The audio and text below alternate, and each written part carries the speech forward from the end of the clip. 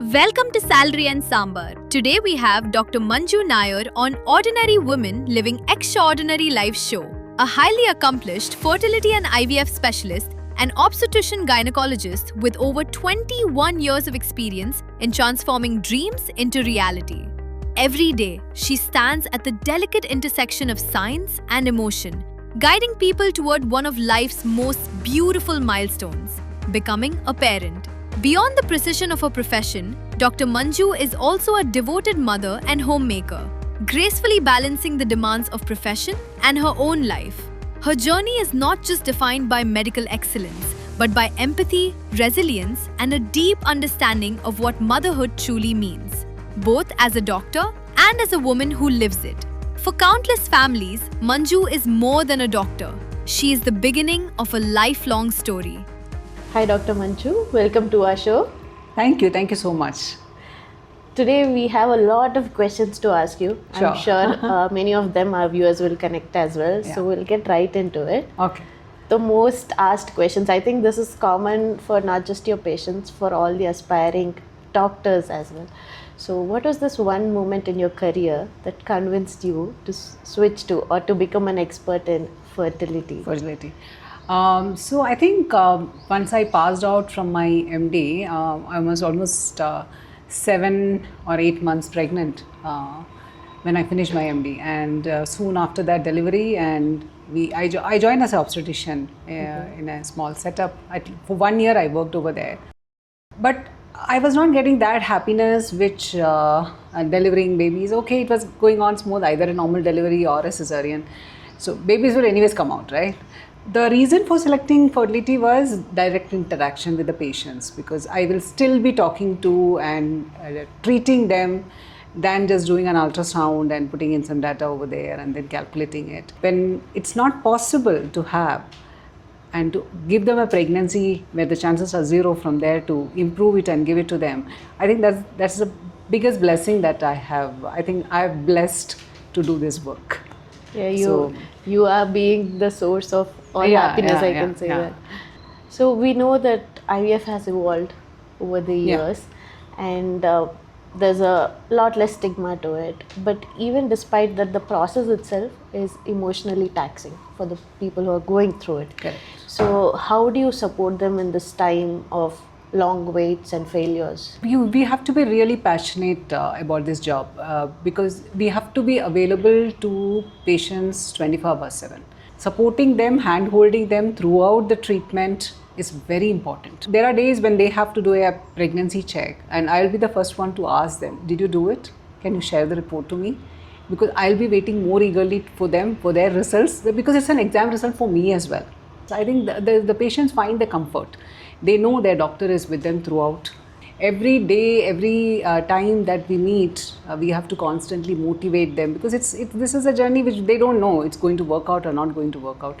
So that uncertainty thing is always going to be there with the patients, but we are the ones who are supposed to give confidence and give them the advice that this is going to work out, you're doing the right thing. It gives a lot of benefit to the patient. Have you had cases where there were patients who have tried everything under the sun, have tried multiple IVF cycles, multiple doctors, and lost hope with everyone else, and then come to you, and then you have turned it into a success story? There are so many patients, so many of them, like multiple IVF failures. I'm talking about some people who have had some 4-5 failures, 5-6 failures, and then they have come, gotten pregnant. I never say that it is because of it was the right time, and probably some magics happened and things worked out for them. Not that I have done something different, magically different. Some technologies maybe they may not have used at the time when they were doing their previous IVFs. Now we have advanced a lot of advancements are there in IVF. We have this thought process that our Western countries like US and Europe is probably far better in doing IVFs than what we do it over here in India. Believe me, it is. They may be publishing data, they may have a lot of researchers happening over there, but clinical groundwork, if you ask me, successes happen more over here. So I had a lot of couples who have failed their IVF cycles in US and all, and come back, treated, and got pregnant, and they are not able to believe it. Doctor, it failed over there, and it has worked over here. That's one instance which gives me the confidence, okay, India is very good at their healthcare system. So there is this pattern that I've seen in women who go through IVF. In fact, they've come forward and told me that that their first kid was through IVF, and then somehow their second pregnancy is natural. Happen naturally. Yeah, it happens. Is there a scientific reason behind it? See, I will put it this way. When something is not happening and they want it desperately and badly, they're anxious, they're stressed out, and things don't fall in place. And they might get into a treatment zone. Nowadays, I see that earlier, when I started with IVF, in that age and era, probably it was very difficult to even convince them for an IVF. Now, they try for 6 months and they come asking for an IVF. They're so stressed. There is a lot of family pressure, peer pressure, everything acting upon. Once they have a baby, whatever technology they might have used, IUI or IVF or whatever, they are now calm, peaceful. Their stress levels are low. They may not even maybe trying for a baby, and it automatically happens. Yeah. So when the body is calmer, relaxed, peaceful, you get it faster. But when you're anxious, they might find it difficult. We keep telling patients, don't be anxious, relax, take your time. No, but that's difficult these days. In this age and era, we hardly find a person who is chilled out. Most of them are anxious. They find it difficult. That's the science. True. So we've spoken about the journey being difficult. Has there been a moment where a woman has broken down in your office, and how did you handle that situation? There have been many instances, but at certain point, if you ask me what touches me the most, when you have had a child and you have experienced that feeling of motherhood or parenting, and suddenly you lose that child. I think that's the toughest thing that anybody can undergo. It's difficult. So I've had couples who have lost their children to various things, and then they come and sit in front of me telling that I want to have my son or daughter back. I think that breaks me also down. I'm like, I will do everything possible to ensure that they have their child back. And that's been a very emotional situation, and it becomes a responsibility on my part to make sure that happens to them. So I put in all my efforts over and above to ensure that they get there and they get their child back. It can be very heartbreaking. It is very hard. And still you have to be steadfast on that journey. Absolutely. To motivate them and to keep them going on there, because this is an uncertain situation. You don't know whether it's going to work out or not. They have already been through so much of trauma, and you don't want to add on to their trauma. How do we seamlessly integrate mental well-being into this fertility process? Yes, that is one aspect which I've been finding it a little tough, because we are more treatment-driven people. So we have to, the psychological aspect and giving them a little bit of comfort is something that I was not able to focus too much on, apart from the counseling that I personally do for them. Hardly it will be 10 minutes or so when they come for their consultations. I was not able to devote too much time for the counseling part of it or the mental health well-being of it. So right now what I'm planning is a dedicated counselor who can talk to them, understand it's more of a lifestyle management for them, who can help them with their diet part, exercises, mental well-being. So we are trying to integrate that also in the current job that I'm moving on to have a proper wholesome treatment plan tailored for a patient, not only the treatment but the side aspects of it, which will help them achieve a pregnancy in a very calmer way. Have you ever been in an ethical dilemma? For example, you have gone ahead and given the patient the treatment despite knowing that it's either dangerous for them or it's going to be futile just because the patient asked. I think I'm a very strict doctor. That's what many of the people have told me. Not everything, even if on patient's request, like I do have sometimes patients like 10 to 11 IVF cycles they have done. And then they come and say they want to again do it. One last attempt with you, I would like to do and see whether it works out or not. I put my foot down and say, no, it's not possible. I cannot put your health at risk for having a child. So I have been very clear on certain things. It's not a dilemma when we are very clear in our protocols and our thought processes. It's easy for us to guide them. They might go and do it outside, but at least I will not be a part of that to damage our health, because we are not supposed to do so many IVF cycles. 4, 5 maximum. Beyond that, it affects a lady's health. So the risk factor involved with multiple IVF cycles are slightly higher risk of ovarian cancers. Or there are times when I say, see, I will not do a treatment. My medication usage is limited. You still want to, please try naturally. I'll support them with something simpler, no hormones, simple medication, and let them try for whatever time they want to. Give them 6 months time, 1 year time, not happening, come back. So if you give that window period, there is a self-realization that things are not working out and they come back. So we spoke about you putting foot down or drawing the line in the sand. So in these cases, or in cases of failure of IVF, has patient's family become threatening or hostile to you? Yeah, they will become hostile. It is a known thing. So the initial counseling of how you prepare them for the entire treatment is very important. So I've never given them any false hopes. I'm very clear when I start with the journey, see, this is what it is. You have 60% chances of pregnancy.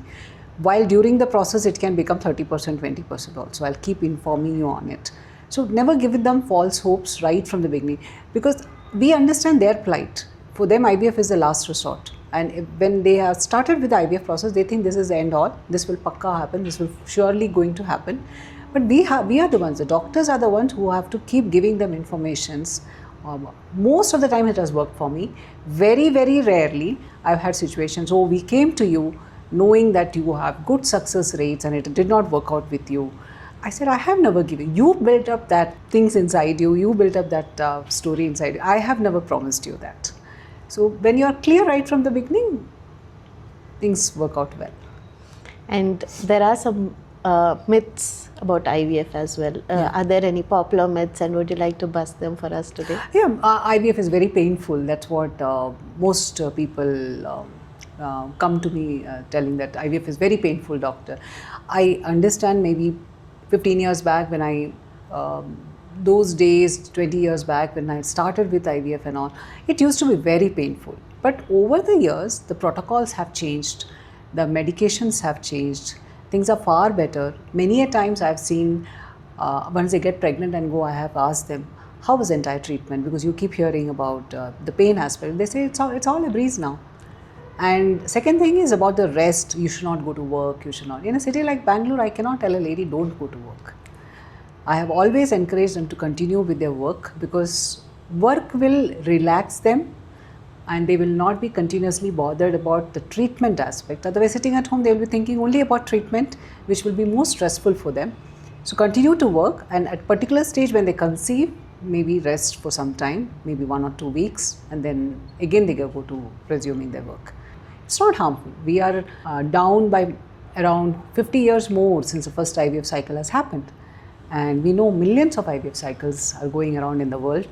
If there was any technology which affected the health of the mother or the child, with our organizations and all our ethical committees and bodies there, with political, nobody is going to sit quiet if the technology was harming the health of the mother and the child.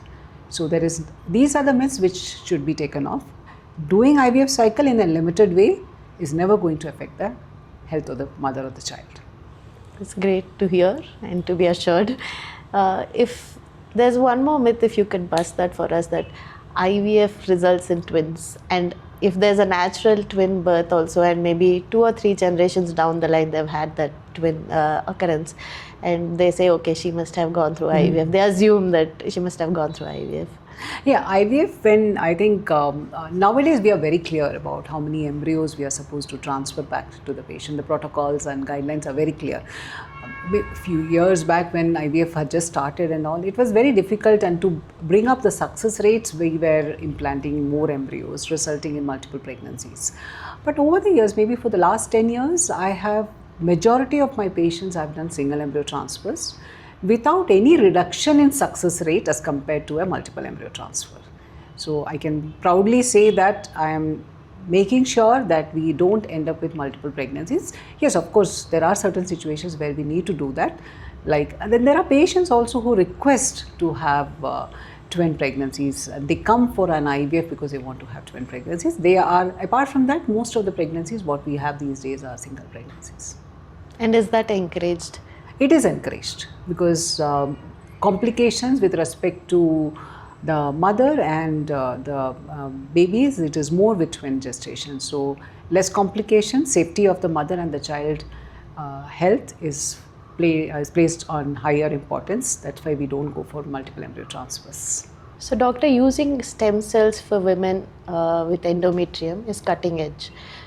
When was the first time you used it, and were there any failures then? Would you like to elaborate? So there are, because of the failures that were happening earlier when IVF started, we were at around 30% success rates. So over the years, it has improved up to around 60 to 70%. Lot of technologies have evolved, lots. Something very interesting was the stem cells which came up. So the concept being that it is a regeneration. We use it for two reasons. One, when the eggs are finishing, that means you have very low egg reserves. We are injecting these stem cells into the ovary to regenerate a lost egg. Looks very good on theory. On practically, if you ask me, it is still in experimental zone, but we do try it on patients. Second is what you asked me about endometrium. So endometrial layer, it is a hair. It is considered to be the inside the layer of the uterus where the baby implants. If that layer is damaged for some reason, some infection or some surgery which the patient has to undergo, the implantation inside the uterus becomes difficult. So we are using stem cells in both these approaches for ovarian rejuvenations and endometrial rejuvenations. When we started, I never used to believe in this technology. I was like, I'm not going to do it for my patients. I don't know what it is and I don't want to use it. I don't want to try it out. My colleagues were trying it out. We were getting mixed reviews. And 2 to 3 years down, when I was at a junction where I am not able to help the patient and I have to give them options like donor eggs or surrogacies, and they requested, doctor, can you please try? I know the success rates are not there. So they were encouraging, doctor, you try it out and I'm ready to be an experiment. You do it and let's see. Over the years, we have done quite a lot of cases, and believe me, some of the patients have conceived post these therapies, and it's a wonderful feeling. Now I have started encouraging to do it for other patients as well. So sometimes it is the patient's confidence and the ready to experiment which helps a doctor in certain ways, because none of these technologies are proven technologies, but whatever benefits, even if I'm able to help one person get pregnant with these kind of therapies and not go to a different approach of donor or surrogate, I'm the happiest. So male infertility is often under discussed. Has there been a situation where you were the one bearing the bad news? You had to convince the husband that it... Oh, that happened. Recent episode I will tell you. So one of my staff had gotten her sister for evaluation of fertility, and they had come from a remote place in Karnataka. And when they came to me, obviously we evaluate the lady. We always talk to the lady and say, you have to do this particular test and I will do a scan for you. And then I said, I would like to do your test also to the husband. Then husband was not very vocal about it, but somewhere he was showing a little bit of hesitation in doing the test. Then once the lady goes out for her scan, the husband walks inside and tells me, I wanted to speak to my friend, and my friend is in my native. He is a lab technician and he knows he has done my semen test. Can you please speak to him? So I took the phone, spoke to his friend, and his friend is telling me, see, his sperm counts are not good. I have checked. I have given him some Ayurvedic medications and all. I think he will be fine. You don't have to tell my his wife or the wife's sister who is my staff. Don't talk about it. Not required to. He will get better. So this is the kind of approach that people. I said, unless I do the test and confirm, and if we can give him some good treatment, they will not suffer in the long run. So better to initiate it. They refused treatment. Right? I evaluated and he had a strong sperm parameters. It was not at all possible for him to father a child. but they are not willing to accept. Still, in a city like Bangalore, maybe I see more forthcoming men. They come forward, they do their test, but people in the remote villages are still not very keen on disclosing that they have issues. And when there is pregnancy, or when the treatment is already passed, or during the process of the treatment itself, what is the most common things, or the most high profile reason that couples fight about, in your experience? Ladies especially have feeling that they have been put under a lot of scrutiny by their family members. That is one reason they keep complaining about that. Doctor, I'm getting a lot of pressure from his family, husband's family, to have a baby, and that is one of the things. Second is, I think, lack of time nowadays. The couples are not able to figure out when to be together. In India today, if you would like to say one thing about a woman's biological clock out loud that no one talks about, what would be that one thing? Biological clock is ticking for most of the ladies. I think about 30, awareness of making sure that your fertility is good is like we do health checks. Why are we doing health checks? We have to ensure that our heart is good, the liver is good, the kidneys are functioning well. We end up doing in corporate setups where before you join a workplace, you are asked to do all these things, but nobody asks us to do a fertility check. It's very important. I think it should be a part part of the program for the health check, where ladies are aware how much of fertility is there for them, so that they can plan their career, they can plan their family. So there are very simple basic things, a blood test and a scan, which will tell us if their fertility is good. If not, fertility preservation, the technology is very easy to do. It's a 15-day process, and the lady can be absolutely fine post that. So fertility check has to be done for most of the women. For all women above 30, it is important to do it above 30. Earlier we used to say the clock is ticking after 35. Now I will say the clock is ticking after 30. The youngest girl where I have seen a fertility problem is at the age of 20. She has stopped menstruating at the age of 20. I have seen situations at 20, 23, 25, 26-year-olds where they have stopped menstruating, they have attained premature menopause. So nowadays it's a common thing. So I would still say 30 is easy to check, very young age, no point in checking them also, but at least by 30 they should start checking. So is there an ideal age to have a baby? Ideal age, I will say less than 30. Less than 30.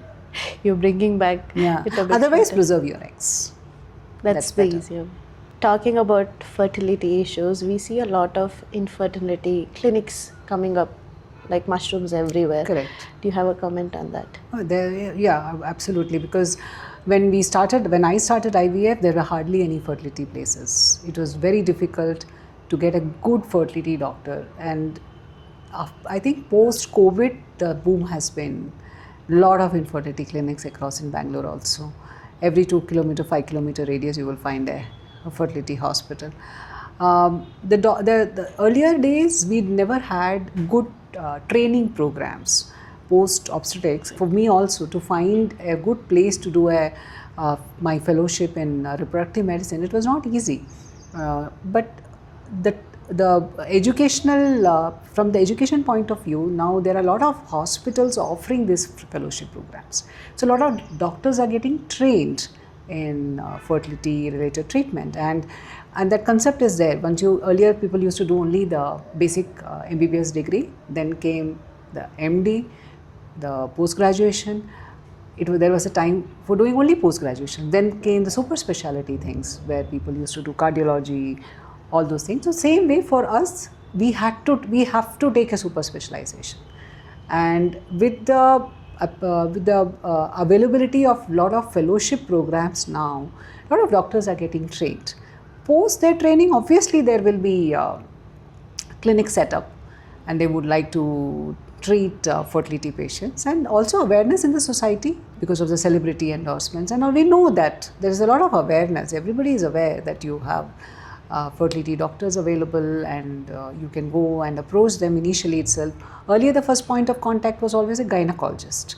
and they will refer the patient to the fertility doctors. Nowadays, I see people coming directly to fertility doctors. So societal awareness also is one of the demand is there, the doctors are getting trained, so obviously you have a lot of clinics coming up. And we spoke about, the ideal age of getting pregnant coming down. I know there's a lot of stress on people on an everyday basis. There's a lot of more working women out there. Do you think we are heading towards some sort of a dystopian situation where, the handmaid's tale is going to happen? And is there anywhere that Indian women can do to avoid it? Maintaining a very, very healthy lifestyle. That's something which I find it is lacking in Indian population. So I do see young girls, like the food intake, whatever you are giving to your child, it starts from there. It starts from the teenage. What food intake, processed food, and high carb rich food. From there the fertility starts declining. So it's a responsibility as a mother to make sure that the child, what the food they eat, what kind of exercise routines they follow, is important to maintain their long-term fertility. Also, exposure to additives like smoking, alcohol, everything affects the chances of fertility later. So these are the things which we have to take into consideration. We can take care of our lifestyle, how we live, what we eat. Of course, we cannot take care of other things like pollution, pesticides, radiations, which also contributes to your fertility issues. But take care of the things that we can. Remaining things is not in our hand. But the best we can do is take care of ourselves. Dr. Manju, you have been in this process of fertility for the last 24 years, holding people's hand, giving them hope when there was none. And across this journey, has anything changed in you as a human being, as a mom, as a woman? When I was younger, the compassion and all, it takes time to build all that up in our profession. We were more aggressive young doctors who would like to do everything, and now I've become a lot more compassionate. I listen to people, I can understand their feelings. And when I look at my daughter, the same feelings, like for a pair, there are sometimes very young girls coming up to me for egg freezing and all. So I always look at how my daughter would have been at that situation. So yeah, a little more compassionate, you can say. And was there a moment in your career where you felt completely helpless? Like there's a situation where there is nothing that you can do about? And yes, during this kind of treatments, we do have certain situations when we have to really declare to a couple, see, it's not going to happen. And I have seen them broken up. But with technologies, now we have donor programs and surrogacies and so many other things have come up. Although surrogacy and all is going to be a little bit of task financially and mentally, but we have overcome certain barriers which was difficult previously, where we were not able to get them pregnant in any ways. Nowadays, a lot of other options have come up, so situations have become much better now. At least we have some solutions. To take up that solutions is left to the couple to decide which path they would like to be. Adoption in India has been a very difficult task. It's not easy to adopt because of all the legal formalities and all that comes along with it. So when I have to declare that it is not possible to have a baby at all, or your own baby at all, and adoption being such a difficult process in India, things becomes difficult for us, and these were the certain heartbreaking moments for me. But over time, we know how to handle them and give them the right suggestions. That's how we. Talking about surrogacy in India, how do you help a couple that's wanting to proceed that way, considering all the legal aspects of it? Earlier it was easy to do. The laws were not very stringent, but now with the current 2022 laws getting changed, the ART laws were changed, and now we have to have a valid reason why we are planning a surrogacy. So earlier we used to have couples say, I'm not interested in having a baby right now, I don't want to deliver, I'm very busy at work, so I would like to go forward and take a surrogate. Was at some point of time very common, what we used to have doubts from the patient or solutions to the patient. But now it is like, no, you have to have a valid reason. You have to have some life-threatening problems like breast cancers or uterus cancers in which you are not able to carry a pregnancy, then those kind of situations are where surrogacies are recommended. But in genuine case, you will get a clearance from the from a legal perspective, and getting a surrogate is something which we have to leave it to the couples to find a surrogate. Once they get us a surrogate, then the process is seamless. We handle their delivery aspects and we take care of all the legal formalities required. We did speak about people coming to IVF, and we spoke about being calm and less anxious. Is there anyone, like if someone is looking, they've tried for that stipulated time period of say a year, and they're coming to you for an IVF procedure, what would you like them to come with, if they can come prepared with? So our treatments are not restricted only to IVF. When a couple has tried actively and they have not been able to get pregnant, we don't start with IVF straight away. That is first thing that I would like people to be aware of, that IVF is never the first method or first approach of treatment. There are a lot more simpler methods possible. So we evaluate the couple first, and based on their medical reports is how we categorize the treatment to do simple things like help them conceive naturally, or something more simpler than an IVF, we call it as IUI, intrauterine insemination. IVF is always the last resort. IVF is never the first way of approach. We try to help them with simpler things. Not happening, then IVF is taken. And once they start the journey of simpler to complex ones, the patients themselves, they get to know. They may be anxious right in the beginning, but as they start with the progress, and finally when they reach a stage of an IVF, they are much lot calmer and relaxed because they have been through simple things. So IVF we never directly go unless it's really a serious medical issue where we have to directly go in for an IVF. So by the time they get to an IVF stage, from a simpler to the tougher one, they are all mentally prepared. We'll come to the most challenging part of your life, doctor. How do you balance work and life? And is there one thing you wish your family understood about your work? I think I've been blessed to have a good family is what I would like to tell, because when I look back, I keep thinking about it. I was born in the year 1977. So my father and my parents, for that matter, what if they had taken a decision not to educate me and took a decision to just marry me off, do a basic graduation and marry me off? I would not have been here. Hats off to them. My father was working as a central government employee, so it's not that he had huge finances to support education, but whatever he could. So hats off to them to take that, not abandoning me like a girl child and she will just get married and all. I really thank them for that, for giving me that opportunity to be here.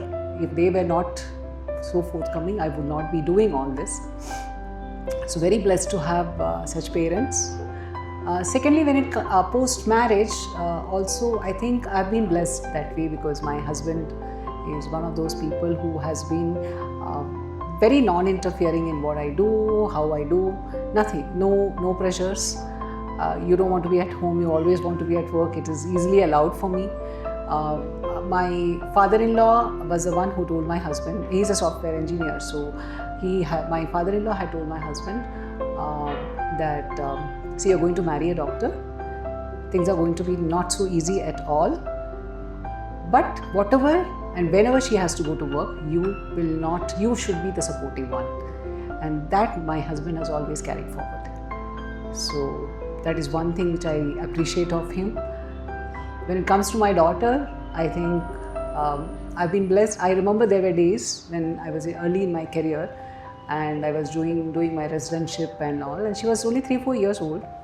I used to lift her up at 4 o'clock in the morning, drop her at my mom's place. She will wake up from her sleep and sit in the car with me. I will drop her at my mom's place. She will again go back to sleep, and then from there going to school. So she has also been through so much.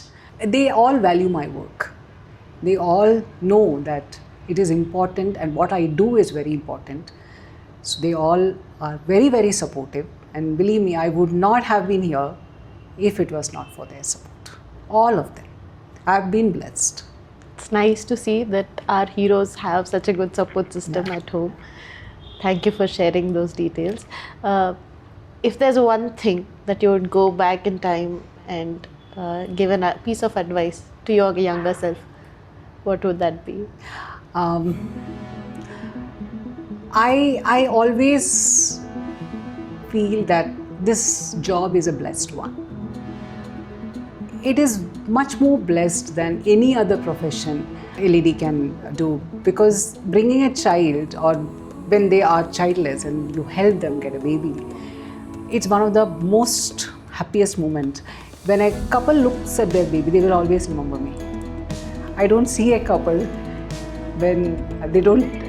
Doctor, whenever I look at a baby, look at my baby, I remember you. I pray for you. I pray for your well-being. I pray for your family's well-being.